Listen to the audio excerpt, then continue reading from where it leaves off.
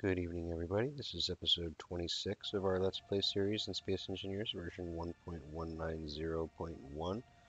I said I was going to possibly head back to the planet, but I think I'm not going to do that. I think I'm going to go ahead and build some refining capacity up here in space. Um, I've gotten started on the resource collection and the component production for that, and I have a lot of inventory space. I've got the one medium cargo container on the Colonizer. I've got the survival kit. I've got the cockpit. I've got some connectors. I've got the refinery, and I've got the basic assembler itself. Um, and all of that put together, I could, if I wanted to move stuff manually anyway, or maybe try to um, finagle a little bit with, which actual components I can move through the small conveyor ports, load some stuff into the survival kit. I think I've actually got enough room here to finish producing the steel plates. I haven't gotten cobalt yet. The cobalt is buried under a lot of stone, and I needed more iron and stuff anyway, so I figured I would go ahead and dig up the stone legitimately. So I flew over to the cobalt mine and started drilling the stone out of the way. Got about 20 meters in before I filled up the colonizer with um, ingots, because the survival kit was processing the stone for me. A little bit less efficient than using a basic assembler, and a little less efficient still than using the full assembler, but it's definitely the fastest way to mine, because you can continue mining rather than needing to run back and unload stone. So if you've got the survival kit on board, that's, I think, the better way to do it, is to go ahead and process it into ingots on the spot, unless you're mining with the ship that has a full refinery on it. In that case, knock yourself out, but can't do that on small grid, so we did what we could. Um, Are we done? Yeah, we're done. Okay, so we've got everything now except for the metal grids. We need 20 metal grids per refinery, and I'm going to build two. And they're going to be connected with an assembler, and I figure the way that everything is laid out, that is actually ideal, because it means that I can do upgrades on everything. Um, I actually am going to need one more steel plate to start the assembler. So we'll grab the bits that we can here. Go ahead and hop out. And we've got the refinery on our hotbar here, but we also want the assembler on it.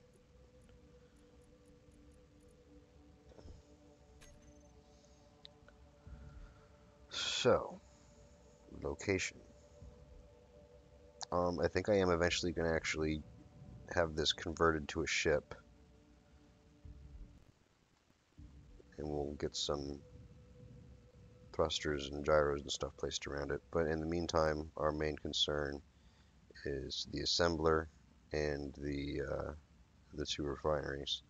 So I'm going to stick the assembler there, and then I've got the two ends are where my conveyor ports are. You can also use that as a conveyor port and that as a conveyor port, but they're more effectively used as upgrade ports if you can manage to line things up that way.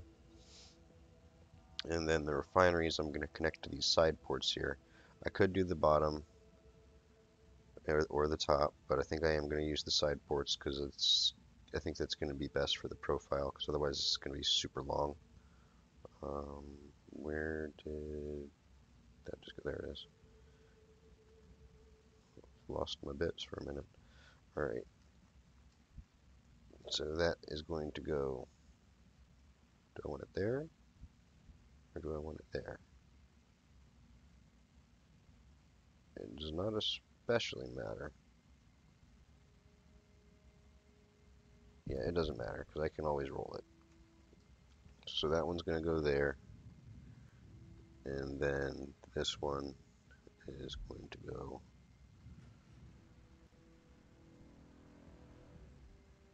here. So there's our two refineries connected by an assembler. We can put upgrades all around the assembler and down the back of each refinery.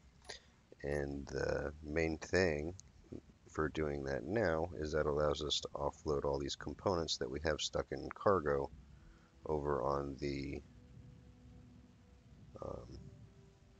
mobile construction module here, we can pull those out of the cargo here and actually put them in where they're supposed to go in the refinery. And that is definitely a more efficient way to store them than to store them in here and take up a bunch of space in here. I just gotta stop getting myself disoriented. There. And we should have everything to finish the refineries up at least. Like I said, except for those metal grids. Metal grids we will need cobalt for. And I forgot to start my clock again.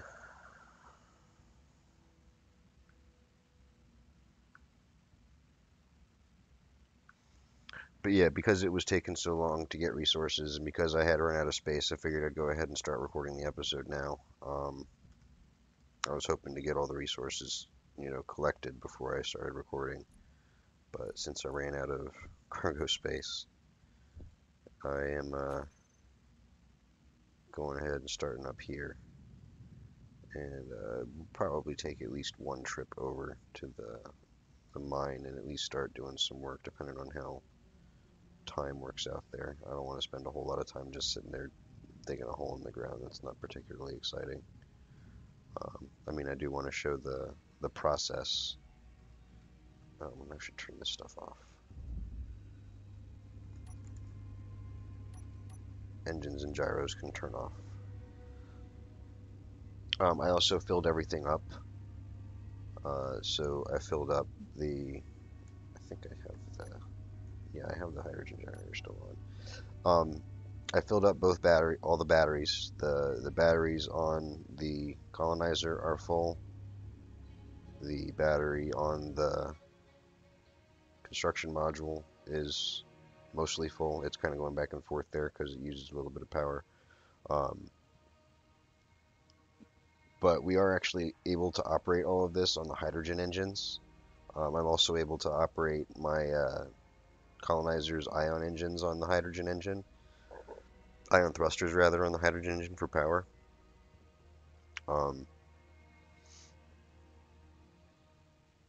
But the one thing that kind of occurred to me in between episodes that I guess, makes sense, and I should have thought about it sooner, is that the O2H2 generators are similar to the refineries and the assemblers in that they don't scale their power usage.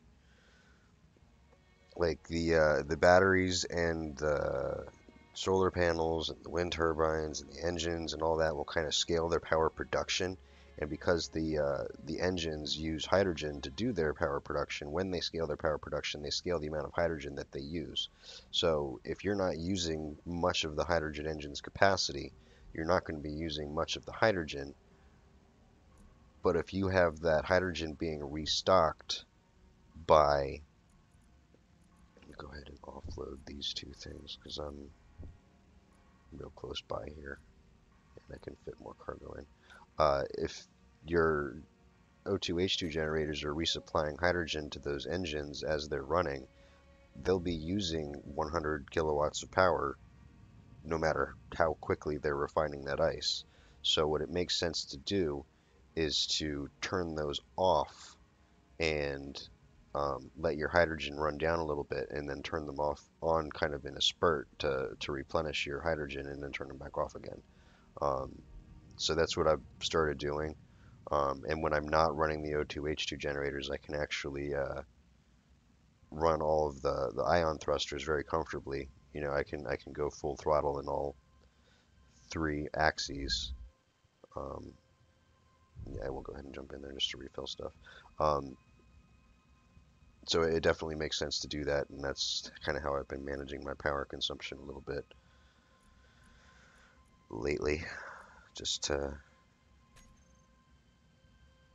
preserve resources, because the ice is about 30 clicks away. There is a closer source, but I would have had to move the construction module over to actually remember where it is, and I didn't want to do that. And this source that I'm using now has cobalt in it too, so that's useful. I gotta go over there for the cobalt anyway. Um, and the fact that I can refill my ice while I'm there is pretty convenient. And we're just kind of shuttling resources back and forth here. Eventually we will of course build a welding ship, but we're not in possession of such a thing now, clearly. So we get to shuttle back and forth. It's one of the reasons I didn't want to build this thing too far off, but, you know, definitely want to give it some clearance. Now we're going to do a similar kind of thing, at least to start with, in terms of powering this, in that we're going to attach a connector to it so that we can dock the colonizer to it. We will need a battery still.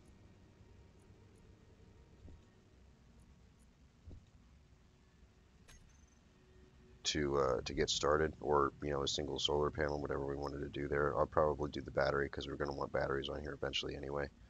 Um,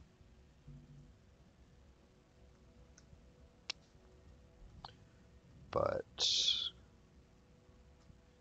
yeah, we're going to do that to get it started, and then once we've got it up and running, we'll actually once we get the assembler constructed as well, we'll get some more reactor components and build a small nuclear reactor on here to power that. Because I think a small nuclear reactor, I think the reactor and the hydrogen engine, small versus large grid, produce the same amount of power. That's the case with the small grid, small reactor, and the hydrogen engine anyway, is that this produces 500 kilowatts and this produces, is it 500 kilowatts? Yeah, 500 kilowatts, I think. Yeah, 500 kilowatts. I'm right. I know what I'm talking about. Um, so I think since the hydrogen engine produces 5 megawatts, that the large grid small reactor will also produce 5 megawatts, and that'll be plenty to run the refineries, both of them, I think, even. So that's the plan for what we're going to do in the longer run for power. And obviously, when we turn this into a ship and expand it and everything, we might behoove us to put a large reactor on it, but we'll cross that bridge when we get to it. Um, Also, we will do at least some um, uranium, but before I refine too much uranium, I actually want to get some gold and build some yield modules, because uranium is very low yield in terms of refinery capacity, like the refinery yield. So, like, with I don't know which particular ore is best, but a lot of these other ores, you put in so much ore, you get so many ingots out of it. But uranium is one of the lower yield ores that you can work with. So it will make sense to put the yield modules on there just so that we can get as much as possible out of one batch of ore. And the same will apply to gold and platinum and everything else moving forward. So it definitely makes sense to do that. Um, the other options for upgrades are power efficiency, which reduces your power consumption, and speed, which, obviously increases the speed. But the way I look at it, if you can get enough power on the grid, then you don't have to worry so much about power consumption, especially if you're sitting right next to a uranium deposit, and have nuclear reactors on the thing. And also, if you plan ahead and you're not scrambling for something at the last minute, then you don't need to worry all that much about speed. So the most useful one in my mind, and kind of the end goal, even if we were going to do other stuff in the interim, would be to have production modules on these. So we've got everything in here, I think, now, except for the metal grids. Go ahead and weld this up to the extent that we can. It's going to stop us when we get to the point of quote-unquote welding the metal grids.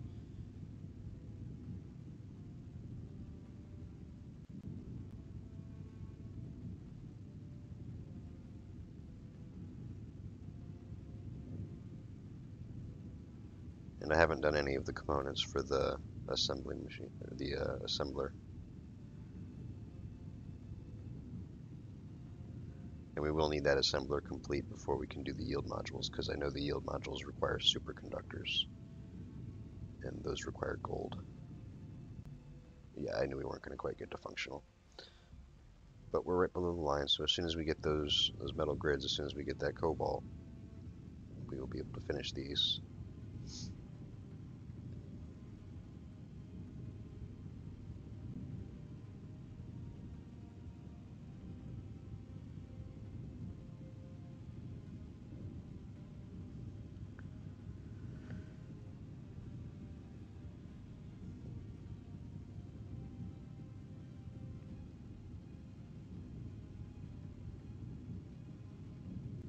And we shall see if the assembler requires metal grids. Hopefully it doesn't, but of course it does. Alright, can we build the rest? Are we in range? Yeah, we're in range. Okay. So we need 139 steel plates.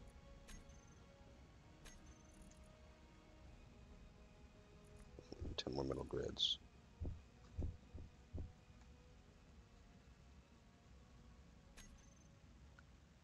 And then we need 80 construction components, 20 motors.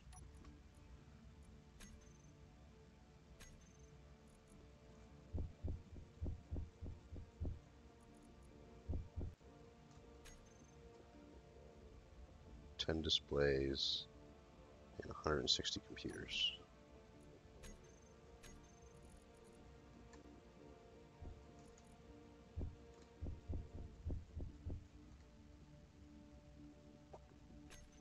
And that will allow us to complete the assembler, except again for the metal grid. So we really need that cobalt. That's important.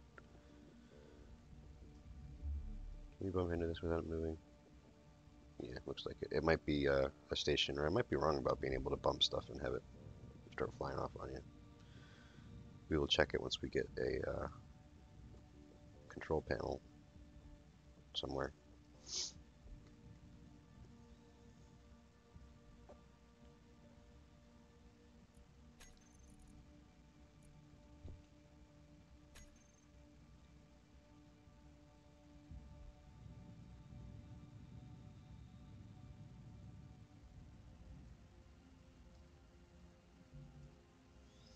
Now on the assembler, we will probably put speed modules, because you can't put a yield module on an assembler. An assembler, you know, takes the parts that it takes and produces the components that it produces. You can't boost the yield on that. That's not a thing. And I think speed makes the most sense, because again, if you've got the power, you might as well use it. And at the end of the day, it's going to be producing components that we're ever really going to be in a hurry for. You know, if we can, if we plan ahead and do, you know, lots of mining, and as we start to run low on ore, we go get more ore and get it in the refinery, and keep our refining capacity, you know, up around the level it needs to be. We shouldn't have to worry about the speed there. But you know, since I tend to do just-in-time production and don't keep a reserve of components on hand, which some people do that, and you know, more power to them. But I like having that resource flexibility without needing to, you know, disassemble stuff if I've produced some of the wrong stuff. That's just not how I play. At least it hasn't been thus far. You know, if it ends up at some point where I'm swimming in resources, then yeah, I might start going ahead and constructing more stuff. There have certainly been times where I've gone ahead and, you know, put a stockpile of steel plates on hand, or a stockpile of construction components, you know, the kind of thing that you tend to use a lot of when you do use it. But we haven't gotten to that point in this game yet.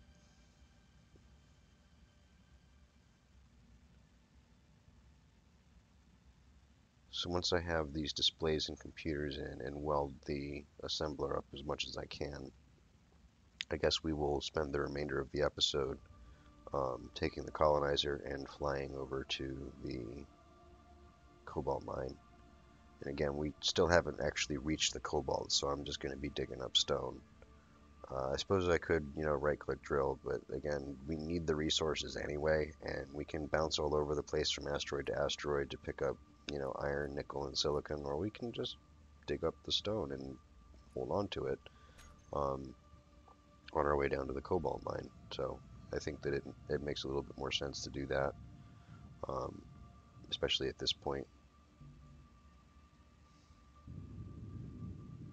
It would definitely be faster to get the cobalt doing the right-click mode, because I mean I right-clicked all the way through an asteroid in a previous episode. Suit energy low. Let's fix that before we get dead.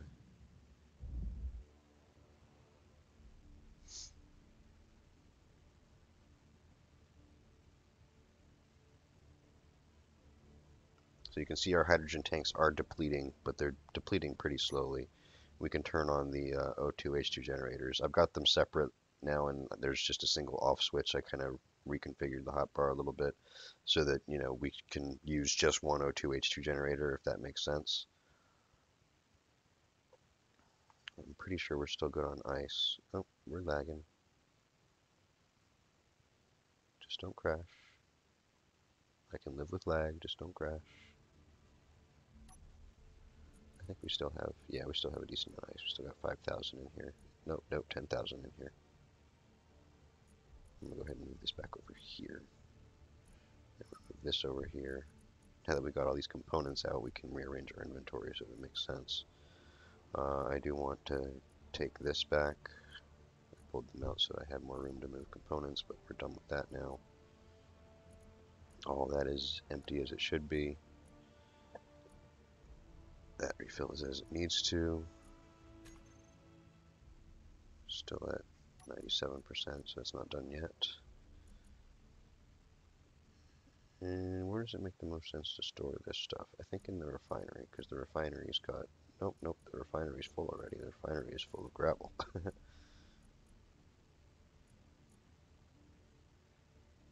We can't quite fit it all in there.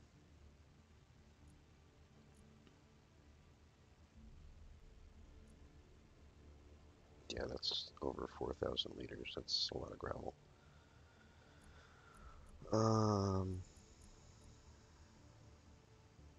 Where to store things? You know what? We can probably just go ahead and stick this in the O2H2 generator. A little bit of ice. And that should be enough to give us room to get the rest of the gravel out. Good. And then we will put the rest of these ingots down here. And it's going to try to throw them back out. I think we can actually, if it's not already, it's off already. Okay, so that doesn't make a difference.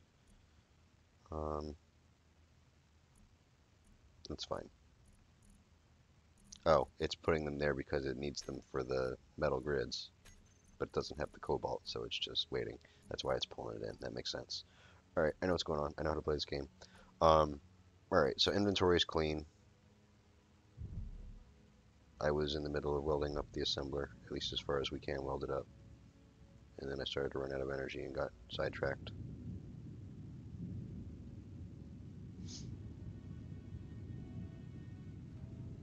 I did have some metal grids at one point, but I'm pretty sure it was when I destroyed the connector with a bunch of cargo inside it that I lost those. I think that's what happened. But in any case, the metal grids are gone that I had. I had about 20, I want to say. So I would have had enough to do either the assembler or one of the refineries. But I don't have them now. So, oh well.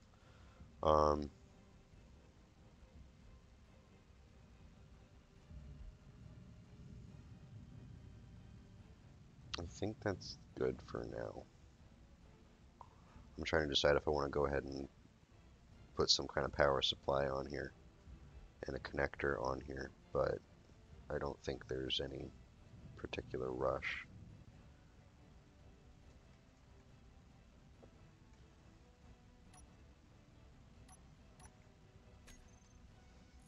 Now for the upgrade modules, we've got the yield module, and you see that takes superconductors. It's the only one that takes gold.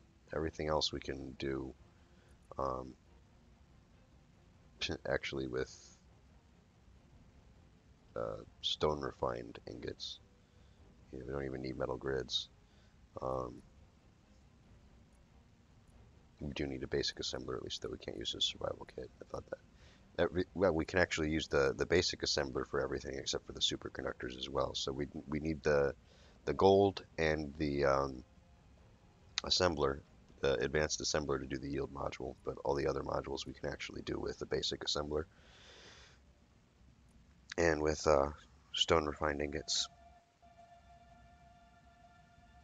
I did not mean to type that there. Alright, so speed module, yield module, and they both start with steel plates.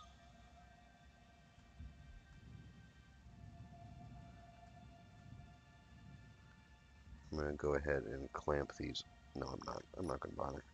They're there, and we've got cobalt to pick up. Where's my... There it is. It's very easy to get disoriented.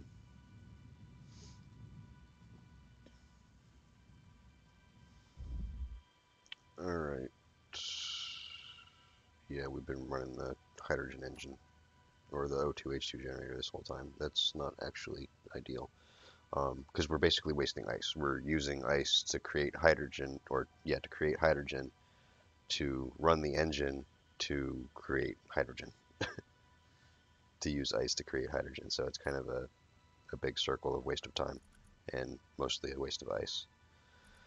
So that's off now. We've got more room now in the connector because it's pulled some ice in. So what we're going to do is we're going to go ahead and fill up the O2H2 generators with ice so that there's as much in there as we can get. And that's all we're going to take with us. We don't need to take anything else. Now, the hydrogen engines are already on. That's been what's powering stuff here. Before we leave, I'm actually going to turn the assembler off. The refinery is off. The antenna is on, and I think I want to keep it on just in case I need to remote access it on the way back, even though I'll have to be within 200 meters. It's better than nothing. And the ore detector is off. The rotor is off. Alright. Basically want it in power saving mode while we're gone, so that ideally the solar panel will be able to keep the battery charged. Anyway, that's done. We're ready to go. Turn the gyros on, turn the engines on, turn the connector off. The inertial dampeners are already off. Give ourselves some upward thrust to get started. Point in the right direction. Now I usually only go about 30 meters per second because I basically see it as a waste of energy to go a whole lot faster. I am going to go faster this time though, just because we're recording and it takes about 15 minutes to do a trip one way at 30 miles or 30 meters per second. So I will burn the extra hydrogen because we have to recharge we have to refill the hydrogen tanks rather. So I will use the hydrogen to get us up to a faster speed. There is ice over here, so we can refill it. But again, I like to conserve resources, and if it means, okay, I wait a few extra minutes and save the ice for a more pressing purpose, I'll do that. But again, since I'm recording and that just takes way too long, we'll go a little bit faster. But you got to keep in mind every meter per second you add is a meter per second. You got to slow back down when you get to the other side. So there's a value in going a little slower. So we'll basically double our speed, and I will try to stay interesting over the duration of the trip. Just so that you can at least see the mine. I'll probably just go ahead and start drilling once I get there and end the episode at that point, because watching me drill is not going to be exciting. So anyway, we're up to speed now. I'm going to turn off the gyro, turn off the engines. You can see our power consumption says we've got 746 years based on current power levels. Now keep in mind that assumes that we're going to continue to have hydrogen. And we're not. The hydrogen is not going to last 746 years. You can see we're already down to 97%. We're going a lot slower now that we're not accelerating and the engines are turned off. But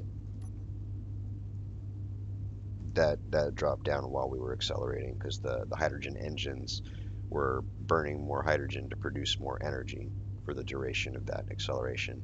So now that we are up to speed, I am going to go ahead and turn on the O2H2 generators, and I will use both of them because I mean they use power, but as long as they're actually filling up the hydrogen, it's not wasteful. It's once the hydrogen is full that it gets wasteful because at that point you are, spending all this energy to convert ice into um, hydrogen, but you're not actually getting as much hydrogen as you could because the hydrogen's capped out. You can't get any more hydrogen, so but you're still burning the same amount of energy to get there.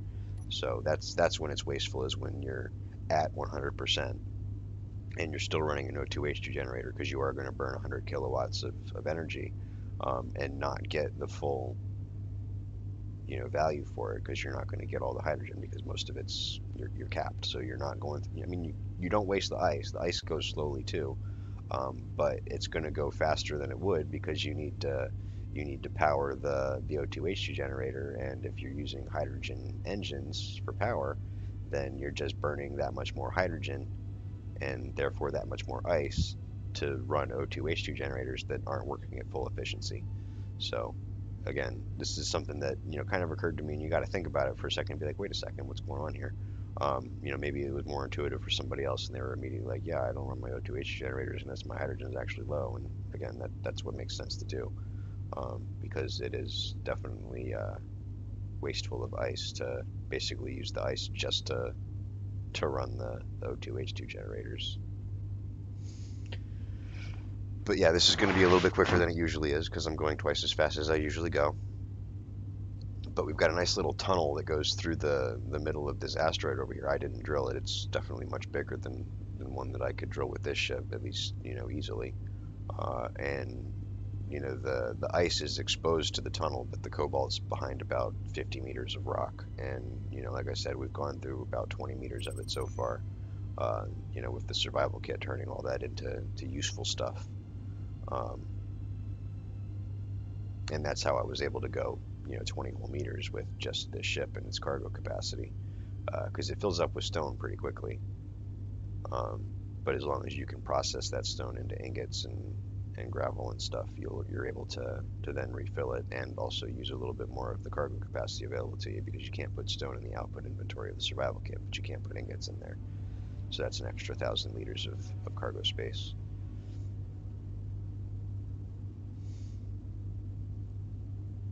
But hopefully we'll get to the cobalt soon, at least. Um, and we don't need a whole lot. I think it was something like 40 ingots worth. No, I think it's basically 1 ingot worth of cobalt for each metal grid, so probably up to 50 now. I probably should have checked that before we left. I mean, it doesn't really matter. I'm going to bring back as much cobalt as I have room for as soon as I get to it. But um, once we get all that on hand, we'll be able to take it back to the mobile construction base, stick it in the refinery. The survival kit can't refine ores, remember, and you don't get cobalt out of stone unless you have a mod. There are mods that do that, but we're not playing modded. This is pure vanilla still. Um, so we'll go back, we'll refine some cobalt, we'll build some metal grids, and we will plop them in the refineries first. I don't know if I think the yield by default on the advanced refineries is better than the basic refineries, so we might want to just stick just enough cobalt in the basic refinery to get our first 20 metal grids and then stick those in one of the refineries and stick the rest of the cobalt ore into the completed refinery and kind of shuttle back and forth to get everything done in the basic assembler um, until the main assembler is complete. I mean, we will have to worry about power if we do it that way. Um, so that might not be the most efficient, time-wise, but it is the most efficient resource-wise, I think. Because even without yield modules, which, like I said, we will put on the refineries eventually, I'm pretty sure that the advanced refineries are more efficient than the basic refineries. That's something that's worth testing, I guess.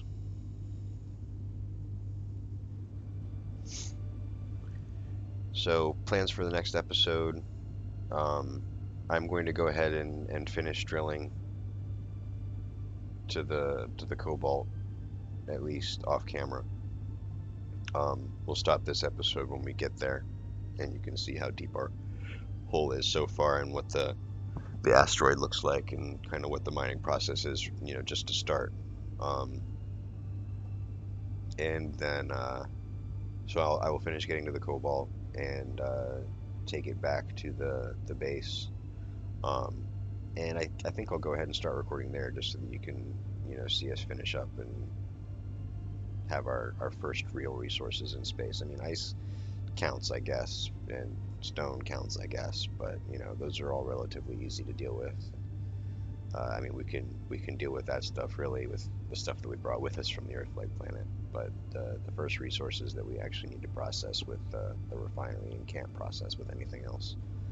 So I will do that on camera, and then we will finish up at least one of those refineries and start working on power. And I need to start slowing down, and I'm on the wrong hotbar. And because I'm going so fast now and I wasn't paying attention, I might actually need to kick on my hydrogen thrusters. Yeah, we're going too fast. Kick on the hydrogen thrusters. That'll work.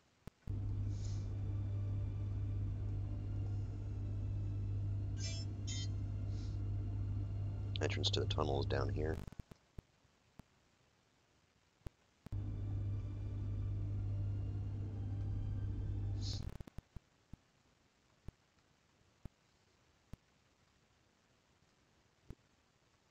You can see we're going through the hydrogen more quickly now. Also because the burst with the hydrogen thrusters to slow us down.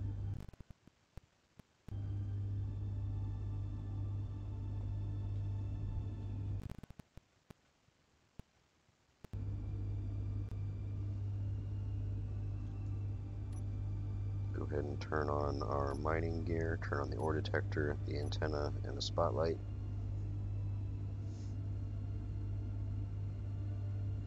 Make sure our drill is active.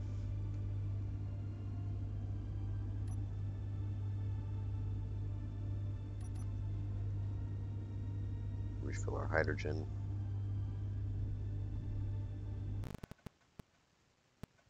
Now we do have to be kind of careful with the O2H2 generators running, because you see where it's at 21% power usage there with them running, and as soon as I kick on the two ion thrusters that we have going in each direction, just in one direction I get up to 61, so if I go in two directions I am overloading.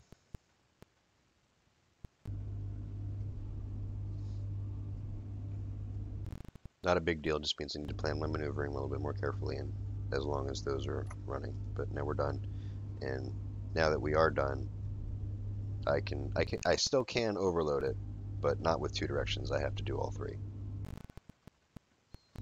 And I mean, if that's really a problem, I can always turn the battery on. Right now it's in recharge mode,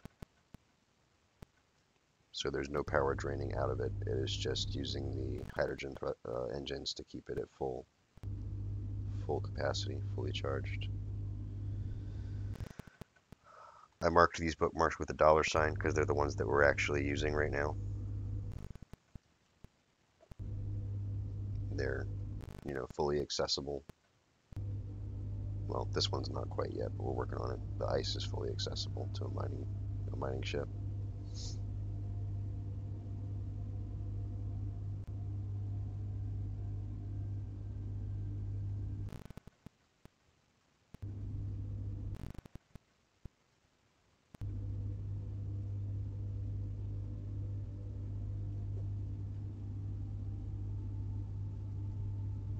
I'm pretty sure that's the hole right there where the crosshairs is.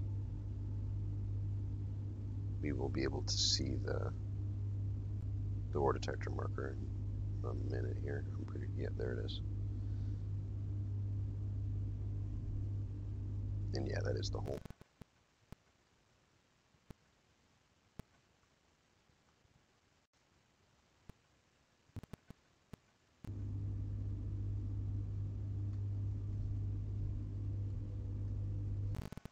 So it's not entirely straightforward to mine with this ship, just because it's pretty wide with the Gatling guns that we've stuck on the side of it, especially since two of those Gatling guns are especially far out so they don't shoot off the back of the ship, since they shoot backwards and there's thrusters in the way.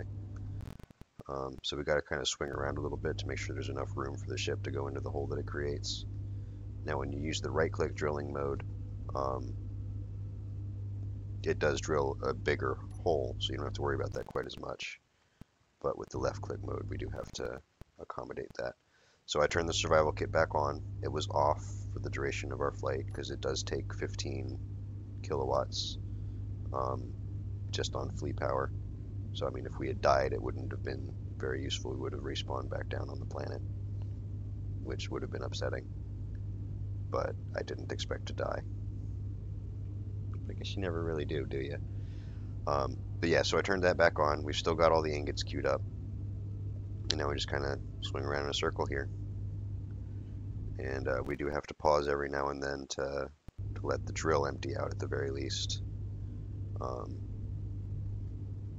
Otherwise we're, wasting it. Not that that's the biggest tragedy, because, it's stone. There's lots of it. Oh, there's lots of it. There's lots of it. But, it's resources. And we got to drill it out anyway, so we might as well get something out of it. A lot of people do like to right-click drill mode. They don't mind wasting the resources that you could get from it. That's fine. More power to them. I've got the OCD thing going for one, and it strikes me as more efficient. I mean, I need this stuff anyway, and flying back and forth between asteroids takes time.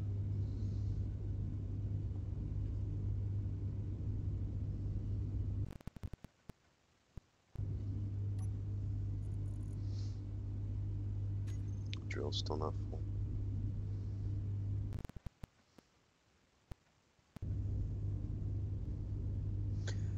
But anyway, this is what we've got to do for the next little bit. And like I said, I'm going to do most of that off camera because we've got 30 meters to go. The surface of the asteroid out there was at about 50 meters away from the deposit itself, from the vein itself. So the last time I, came over here and basically filled up the ship with ingots because I had the survival kit running and, it was refining the stone into ingots right away on site. I got down to about 30 meters out before there was just too many ingots in the cargo hold to be able to realistically do anything. So that's about what we can manage in one trip. So I'll probably have to do at least two, but when I come back here for the second one, I should only be about 10 meters out, and I should be able to legitimately get a decent amount of cobalt before I head back. But like I said, I'm going to do all that off camera rather than making you sit here and watch me do it. Lag. So thank you very much for watching. Please subscribe to see how things go in the next episode. Likes, comments, and verbal abuse are welcome. And thanks again. See you next time.